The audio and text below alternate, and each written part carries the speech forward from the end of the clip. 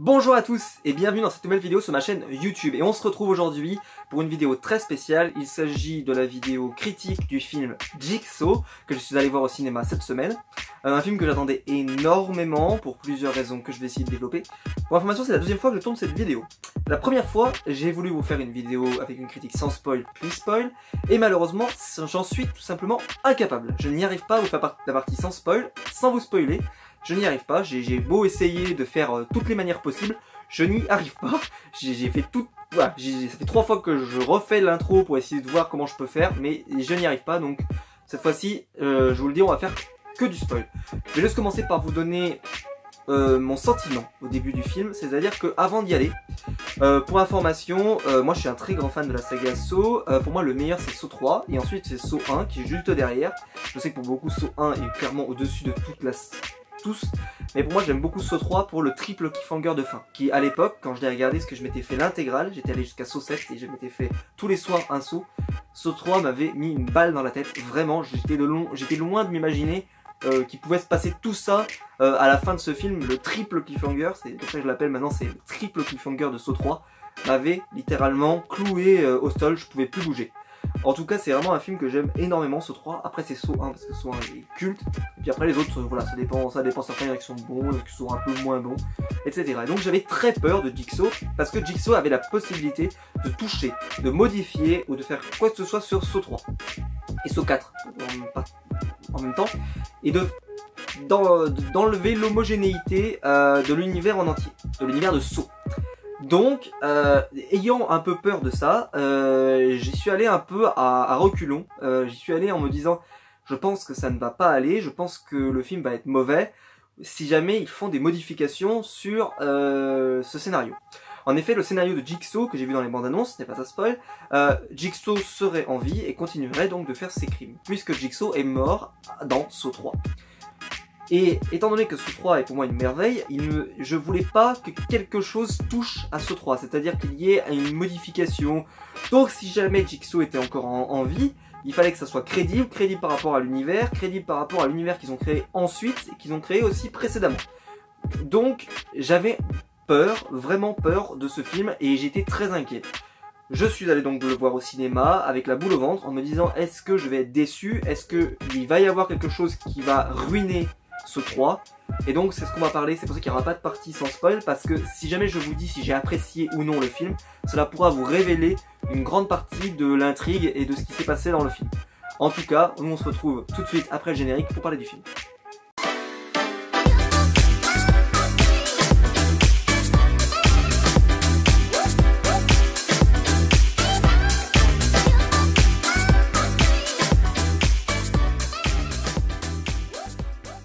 Donc pour commencer la review, parce que maintenant si vous avez vu le film, vous savez que Jigsaw est bien et bien mort.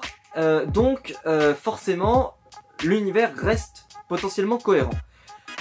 J'ai plutôt apprécié le film. C'est pas le meilleur Saw, mais en tout cas j'ai passé un bon moment dans la salle. Le film est diaboliquement intelligent, je trouve, parce que j'ai cru pendant à peu près 20 secondes que Jigsaw était en vie. Jusqu'à ce que mon cerveau se rallume. C'est-à-dire qu'en fait, quand vous voyez John Kramer avec sa célèbre tenue rouge, j'ai eu pendant quelques secondes peur, et vraiment peur, hein, j'utilise le terme peur, que Jigsaw soit en vie. Et puis, en fait, je me suis rappelé que pendant le film, j'ai pensé à la question des timelines. Et en fait, ça a été un peu fait grossièrement, parce que je l'ai vu venir. Je vais vous expliquer pourquoi. Quand vous regardez le film Jigsaw, je trouve que la timeline, elle donne les indices. C'est-à-dire que en fait, j'ai senti, je ne saurais pas vous expliquer comment, mais j'ai senti que le film, en tout cas ce qui se passe avec les agents du FBI, enfin de la police, etc., ne se passe pas au même moment que ce qui se passait dans le film Saw. Et ça, c'est très important. C'est très important pour plusieurs raisons.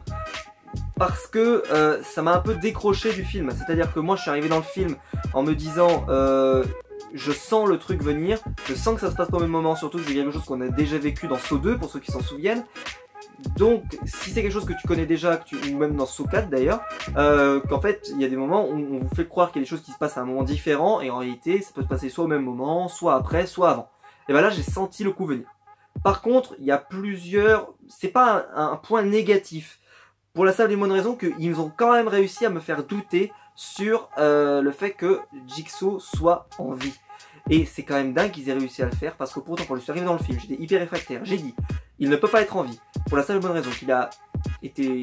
la gorge qui est tranchée. Il a subi comment on appelle ça, une autopsie, pardon. Il a subi une autopsie qu'on a vue en vidéo. Ensuite, on avait appris qu'il avait un cancer en phase terminale, donc il n'aurait jamais pu venir 10 ans de plus, même si après Saw 3, voilà, c'est impossible qu'il aurait tenu plus de 10 ans, puisqu'en plus, il parle dans le Saw 6 ou le Saw 7, je ne sais plus, d'un traitement qu'il aurait pu prendre et qu'il ne prend pas, donc en fait, il n'y a aucun moyen pour qu'il ait survécu 10 ans. Pour moi c'était irréel, c'est-à-dire que c'était pas possible. Donc quand je suis arrivé dans le début du film, je me suis dit c'est pas possible tout simplement qu'il soit en vie. Et pourtant, ils ont réussi pendant quelques secondes, peut-être même une minute, à me le faire croire, jusqu'à ce que mon cerveau se rallume et avec d'abord la joie que de le revoir, mais en même temps j'étais en détresse parce que je me disais aïe aïe, si jamais il est là, ça veut dire que j'ai tort et que Saw 3 va être touché. Saw 3 meurt à ce moment-là. J'étais vraiment, à un moment d'un côté j'étais content, d'un côté j'étais très triste, c'était très bizarre comme sentiment. Et puis le film a plutôt bien tourné, a plutôt été intelligent sur ce point-là parce que la chronologie des événements m'a sorti, mais c'était tellement diaboliquement intelligent et tellement intéressant de savoir et de se poser la question de est-ce que Jigsaw est encore en vie, que même moi j'ai eu le doute pendant quelques instants. Donc le fait que j'ai pu avoir le doute montre que le film est plutôt bien fait et plutôt efficace parce que j'étais tellement sûr que ça n'était pas le cas qu'au final ils ont réussi à me faire douter. Après on va parler du casting. Il faut savoir que dans la saga Saw, il n'y a jamais de personnages connus dans les personnes qui subissent des épreuves. C'est comme ça, c'est dans tous les Saw, ils prennent un casting inconnu pour qu'on ne s'attache pas au personnage. En fait, il faut qu'il soit le plus random possible. Alors moi je connaissais Laura Vandervoort parce qu'elle avait joué dans la série Smallville, elle a joué Supergirl, elle a joué Kara. Je connais une série aussi qui s'appelle Beaten, qui était une série sur des loups-garous où elle avait joué dedans, elle était l'actrice principale de cette série. Mais c'est pas une actrice que j'aime énormément, hein, c'est plutôt une bonne actrice en tout cas. Et j'avais plutôt aimé ce qu'elle a proposé et surtout le personnage est, je trouve, le plus intéressant de tous. Parce que il développe des choses avec ce personnage qui est assez intéressant, on va pas se mentir. Et surtout, il développe des aspects qui est plutôt intéressant et il développe, par exemple, il développe le fait que son enfant est mort. Et ça, on se dit, mais tout le long, en fait, on se demande ce qui cloche parce que Jigsaw ne met pas à l'épreuve des gens qui n'ont jamais rien fait de mal, qui n'ont jamais eu aucun problème, qui n'ont jamais, qui ne profitent pas de leur vie, etc. Donc il y a quelque chose qui ne va pas. Donc tu savais très bien que il y avait quelque chose qui clochait, mais j'arrivais pas à savoir ce que c'était. Et même moi, je le savais pas. Et d'ailleurs, le seul élément qui est raté dans le film Jigsaw, c'est la fin. Puisque quand on en arrive à la toute fin, où il y a la révélation de qui est l'héritier de Jigsaw et également de l'épreuve finale des deux, et ben l'épreuve finale elle est ratée. Déjà, première chose, elle est ratée l'épreuve finale, pour la simple et bonne raison que en fait moi je l'ai vu venir à des kilomètres que l'arme allait se retourner contre le tireur. Je l'ai vu à des kilomètres. C'était évident. Pour la simple et bonne raison que si vous connaissez Jigsaw, si vous connaissez John Kramer, si vous connaissez l'univers de Saw, vous savez très bien qu'il ne récompense pas les meurtriers. Il hait les meurtriers. Il le dit même dans un des opus, il dit « Je déteste les meurtriers ». Donc, quand vous avez un personnage tel John Kramer, vous savez très bien que la personne qui va tirer mourra. Vous le savez. Et il récompenserait pas quelqu'un qui ferait preuve de... qui tuerait un autre être humain. C'est pas sa psychologie. Donc, je savais très bien qu'elle allait mourir sur cette scène-là. Donc ça a révélé l'intrigue. C'était un peu dommage parce que, voilà, si je connaissais pas aussi bien John Kramer, je l'aurais pas vu, j'aurais peut-être moins vu venir, mais là je le connais tellement bien qu'en fait je savais déjà ce qui allait se produire malheureusement. Ceci étant dit, c'est plutôt un bon casting, même si j'ai des énormes réserve sur le personnage drôle de l'histoire, parce que c'est la première fois dans l'histoire de Saw, vous pouvez me reprendre mais je pense, que on a un personnage qui est drôle, enfin en tout cas qui essaie de faire des petites pointes d'humour. C'est pas du tout dans l'univers de Saw. Dans Saw, on doit être de mal à l'aise du début à la fin. Ce qui est le cas, il y a des épreuves où on est quand même assez mal à l'aise. Mais ce personnage a voulu des moments adoucir l'ambiance. C'est pas l'ambiance, justement. L'ambiance, c'est on adoucit rien. On a mal du début jusqu'à la fin, jusqu'à qu'on nous dise clap de fin, c'est terminé, vous pouvez respirer. Est-ce que c'était une bonne idée d'intégrer un personnage comme ça? Je suis pas sûr. En tout cas, dites-le moi en commentaire si vous l'avez vu. Enfin, vous en êtes là, vous avez vu le film. Si jamais vous pensez comme moi, mais c'est vrai que j'ai eu des gros doutes sur la qualité, sur l'intérêt, voilà, sur l'intérêt d'avoir un tel personnage dans l'histoire. Maintenant, le reste du casting, on va parler des agents de la police. Ils sont un peu moyens, voire même nuls, voire même catastrophiques. Ils sont très caricaturaux. Vous avez un policier qui fait une planque avec un cabriolet, quoi. Enfin, avec un truc... c'était surréaliste. La scène était surréaliste. Le gars, il va se la jouer discret. Il est avec un énorme cabriolet, je crois rouge, je sais plus quoi. Enfin, je connais pas la marque de la voiture, mais c'est pas grave. Hein. Vous m'avez compris. Oh, non, ça n'existe pas. C'est-à-dire que même dans la vie réelle, même dans Starsky Hutch, ça n'existait pas. Voilà, non, c'est pas possible. Donc là, ça m'a dit, je me suis dit tiens, bon c'est le début, heureusement, mais c'est vrai que là tu te dis, ouais, quand même, c'est quand même bizarre. Après, il y a des personnages qui sont un peu mal bookés. La jeune médecin là, enfin, jeune légiste, qui est fanatique de John Kramer. Elle était très belle d'ailleurs, hein, je le dis. Je voyais pas trop où ça nous menait cette histoire. Et puis à la fin, bon, on comprend pourquoi, mais je trouve qu'ils ont accordé énormément de temps à ce personnage. Et toi, tu sais très bien que c'est pas possible que ce soit elle, Jigsaw, pour la simple et bonne raison que si jamais tu appuies tellement sur un personnage dans l'univers de Saw, si tu appuies, c'est impossible que ça soit elle. Donc tu savais déjà en fait que tu pouvais l'éliminer elle, parce que tout simplement c'était trop évident. Donc dans le casting, il n'y avait pas tant de personnages que ça. D'ailleurs, je trouve qu'il n'y avait peut-être pas assez de coupables possibles, c'est-à-dire qu'on avait vite fait le tour des coupables, c'est-à-dire que vous aviez le policier black, vous aviez le policier un peu véreux, vous aviez le chirurgien, enfin le légiste qui avait jamais rien à se reprocher, et vous avez qui c'est qu'on a d'autres qu'on pourrait soupçonner, bah donc la fille, mais moi c'était totalement sûr que c'était pas elle, et bah John Kramer lui-même, si jamais il avait survécu. Mais si jamais vous pensez, voilà, si vous étiez vraiment dans l'objectif de vous dire il n'a pas survécu, bah voilà, la liste des suspects n'était pas hyper vaste. D'ailleurs, le film se termine vraiment de manière abrupte. Donc j'espère d'ailleurs qu'on aura une suite, parce que le film se termine très brusquement, c'est-à-dire qu'on n'a pas la fin, boum, elle tombe et il n'y a pas vraiment, voilà, pour une volonté de faire une suite, soit c'est une suite qui va ouvrir sur d'autres films de la saga, mais c'est quand même étonnant. Et alors là, moi je vais parler quand même des points positifs de ce film parce qu'il y en a beaucoup. En particulier donc la prestation de John Kramer, toujours aussi bon, toujours aussi fort. La voix VF de John Kramer, on peut dire ce qu'on veut, mais c'est l'une des meilleures voix VF je pense du monde. Vraiment, elle est géniale. On va jouer à un jeu et pour moi cultissime quand il la prononce dans la série. J'avais mon petit sourire quoi, vraiment c'était plaisant quoi de voir ça. Quand vous avez à vous de choisir, vivre ou mourir, à vous de choisir. C'est que du bonheur, c'est que du bonheur. Juste entendre ça, voilà, l'épreuve était nulle, mais c'était cool de faire ça. Il y a eu aussi d'autres points positifs. Je dirais que c'est la surprise. Jusqu'au bout quand même, on a réussi à soupçonner pas mal de personnes. C'était bien on a réussi à soupçonner pas mal de gens. Les épreuves sont pas mal.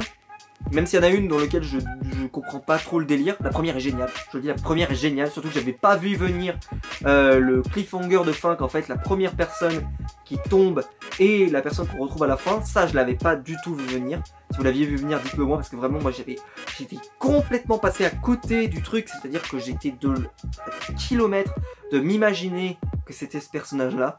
Vraiment de très loin. La deuxième épreuve par contre, je comprends pas parce que bah, la femme, t'es en train on te propose trois seringues, tu sais que c'est à toi qu'elles sont destinées, tu laisses l'autre personne te mettre les 3 seringues au lieu d'en essayer une. En plus, elle donne la bonne réponse puisqu'elle dit la somme qu'elle avait pris d'argent. Il vaut mieux s'injecter les 3 ou s'en injecter une. D'ailleurs, on peut même se poser la question pourquoi ils mettent pas un tout petit peu, parce qu'il y en a une, c'est de la seringue de je sais pas quoi là, d'acide, je sais pas quoi. Pourquoi tu t'en mets pas un tout petit peu sur ton doigt, tu regardes, pas dans la peau, mais juste sur le doigt, et tu vois si ça te brûle, tu jettes, j'en sais rien. Tu regardes, il y en avait une, c'était une solution saline, je crois, un truc comme ça, un truc de sel, donc rien de méchant. Et la troisième, c'était un antidote, je crois, ou je sais plus quelle connerie. Donc, pourquoi faire... Enfin, je comprends pas, il y avait...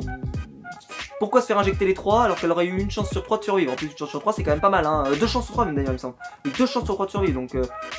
voilà, c'était complètement incohérent. Son choix, en tout cas, était incohérent. Ensuite, qu'est-ce que je pourrais vous dire? Les policiers donc sont assez mauvais, mais j'ai trouvé que l'enquête était plutôt bien menée. Il y avait vraiment, on était dedans, chaque étape, c'était plutôt bien fait. Ils essayaient quand même de nous faire douter, de nous faire enquêter, de nous sortir des bons arguments. C'est-à-dire que même nous on se disait ah ouais c'est un bon argument, pourquoi lui ça serait lui, pourquoi lui ça serait lui. Oui, le film nous faisait réfléchir, c'était plutôt intéressant, je trouvais ça sympa. Voilà, la nouvelle épreuve de John Kramer, là, cette soi-disant chef-d'œuvre, est-ce que c'est forcément un chef-d'œuvre? Je pose la question, je trouve pas, je trouve pas que ça hyper impressionnant. Voilà, le résultat, la personne complètement détruite, oui, mais sur le coup, ouais. Après, par exemple, le personnage qui se fait couper la jambe, c'était, tu sentais que ça allait arriver. Moi, c'est vrai que je l'avais vu venir, donc par exemple, voilà, ça arrivait bien. Après, il y a toujours dans la saga Saw ce petit problème, qui n'en est pas un, mais en gros, il faudrait que John Kramer soit un spécialiste en psychologie, parce qu'il est capable de savoir que même après chaque épreuve, il y a telle personne qui a survécu. En fait, souvent il le sait, c'est-à-dire que il prévoit des choses et il sait que telle personne va tomber dans ce piège-là, telle personne va plonger dans ce piège-là, telle personne, voilà. Il sait par exemple très souvent, il sait quelle personne, pardon, va tomber dans tel piège et à la fin qui va rester. Voilà, donc en fait c'est plein de trucs comme ça, parce que sinon, bah par exemple, ce qui se passe avec Laura Vandervoort à la fin, il fallait bien qu'elle survive jusqu'au bout. Donc il avait plutôt intérêt qu'elle survive jusqu'au bout. Donc par exemple, si elle n'avait pas survécu parce que, bah je sais pas, elle aurait pu, c'est elle qui aurait pu tomber dans le trou et se faire couper la jambe ou autre. Voilà, il y avait peut-être moyen que ça soit elle qui meurt à un autre moment. Donc voilà, mais c'était pas trop voyant dans celui-ci. Il y en a d'autres où des fois on se demande comment il a fait pour savoir que c'est allé être un tel qui va survivre. Sinon voilà, il y a du rythme, le film est pas trop long, j'ai trouvé que le film est plutôt pas trop long, parce qu'il y a des moments des films, on se fait chier, ça nous sort un peu du film. Là il n'y a rien qui me fait sortir du film, à part vraiment cette discontinuité de temps là dont je parle, c'est-à-dire que on découvre à la fin enfin, pas à la fin pour moi, mais on découvre à la fin que, en fait, ce qui s'est passé, ça s'est passé il y a 10 ans, et ça pose un problème. Alors vous allez me dire, ça n'en pose pas un, mais en fait si. La discontinuité de timeline pose le problème de pourquoi, si c'est pas les mêmes cadavres, on s'en est pas rendu compte plus tôt. C'est-à-dire que quand vous trouvez des cadavres sur un endroit, il n'y a pas un test ADN. Jamais. Parce que si c'était pas les mêmes personnes, comment ça se fait que voilà, il arrive à faire croire que c'est les mêmes? Parce qu'il aurait suffi qu'on affiche telle personne, elle s'appelle machin, on l'aurait vu sur une image, et nous on avait le nom de la personne, le prénom de la personne qui joue, alors on aurait vu que c'est pas la même personne. Donc en fait il n'y a jamais de test ADN, jamais. On nous parle que des... D'ailleurs on voit le visage est détruit pour pas qu'on voit qui sont les personnes. À chaque fois le visage est détruit, mais juste l'ADN aurait permis normalement de trouver quelle est la personne. Et donc nous aurait à coup sûr répondu à la question. Sûr. Donc forcément, bah voilà, je le sais, bah, c'est comme ça. Ça aurait répondu à la question. Et après, voilà, donc voilà, j'ai plutôt de bons points à dire. Il y a des choses que j'ai moins aimées, mais en tout cas c'est un bon opus. Maintenant je vais parler de quelque chose qui me tient à cœur, c'est où se place Jigsaw. Jigsaw explique, en tout cas c'est ce qu'on comprend, c'est que cette épreuve serait soit la première, donc ça voudrait dire que ça se passerait avant Saw 1.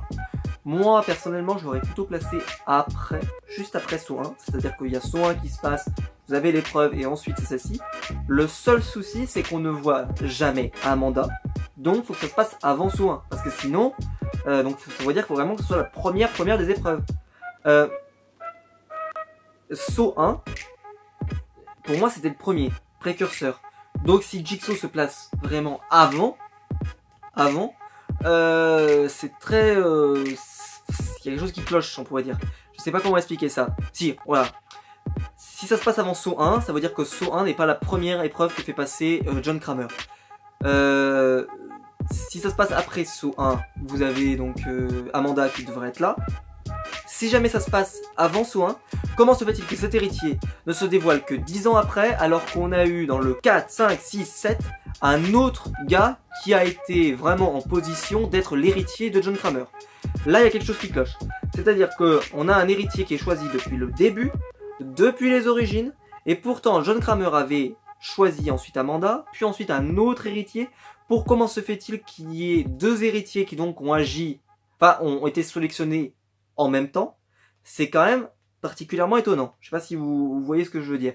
C'est-à-dire que j'ai eu du mal à le placer dans la timeline des sauts. C'est-à-dire que ça pourrait se passer avant saut 1, ça pourrait se passer juste après saut 1. Par contre, ça peut pas se passer après saut 2 parce qu'après saut 2, il est très malade et il aurait été complètement incapable de se tenir, d'être aussi en bonne santé.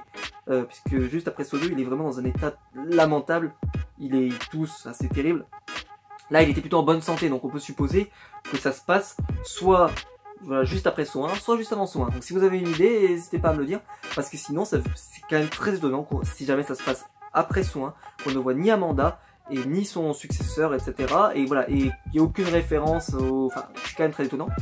Et petite critique, ce film n'est pas la suite de Saw 7, qui donc avait vu à la fin un cliffhanger, et on n'aura pas la résolution de ce cliffhanger dans ce Saw, dans Jigsaw. Donc par exemple, ce gars-là, on ne sait pas de quoi il devient, qu'est-ce qu'il devient également, est-ce que lui aussi c'est un successeur? Pourtant Jigsaw a l'air de dire je te montrerai tous mes secrets, donc ça pourrait être à lui le successeur. Bah non.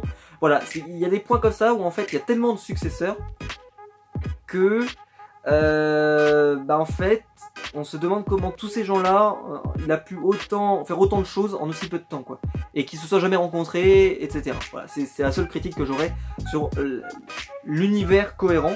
Mais le personnage est toujours mort, ce qui est déjà très bien. Ils n'ont pas touché à Saw 3, c'est très bien. Voilà, l'univers reste cohérent et ça c'est plutôt très bien. Voilà, c'est pas très incohérent, c'est juste une remarque où je me dis tiens, c'est quand même étonnant et bizarre. Voilà. J'espère que le film vous a plu. Si c'est le cas, voilà, n'hésitez pas à me le dire en commentaire. N'hésitez pas à me dire aussi si vous a pas plu. N'hésitez pas à me le dire en commentaire. Expliquez pourquoi. Parce que moi j'ai trouvé que j'ai vu des vidéos sur internet où des gens ont parfois massacré le film, parfois l'ont plutôt bien aimé. Moi je fais partie des gens qui l'ont plutôt bien aimé, même s'il a quelques défauts comme je l'ai cité. Mais le film est bien, il y a du rythme. Je suis désolé, le film est bien, il y a du rythme. Les épreuves sont plutôt sympas, elles sont pas ouf, elles sont plutôt sympas. Les personnages ont tous une histoire assez attachante. Vous avez des agents de police qui font une enquête où on est vraiment pris dedans, même s'ils sont pas très charismatiques et pas très intéressants, ou parfois un peu trop caricaturaux. Voilà, il y a pas mal de personnages comme ça, je trouve qu'il y a vraiment un gros potentiel, en tout cas si on voulait faire une suite, parce que il y a plutôt des choses qui ont été assez intéressantes à voir. Après voilà, sans John Kramer, on sait que c'est toujours un peu moins bon les sauts. Pour moi il faut que ça reste avec John Kramer. Et que par exemple, on voit même avec les suivants, John Kramer reste toujours en filigrane, voilà, reste toujours derrière.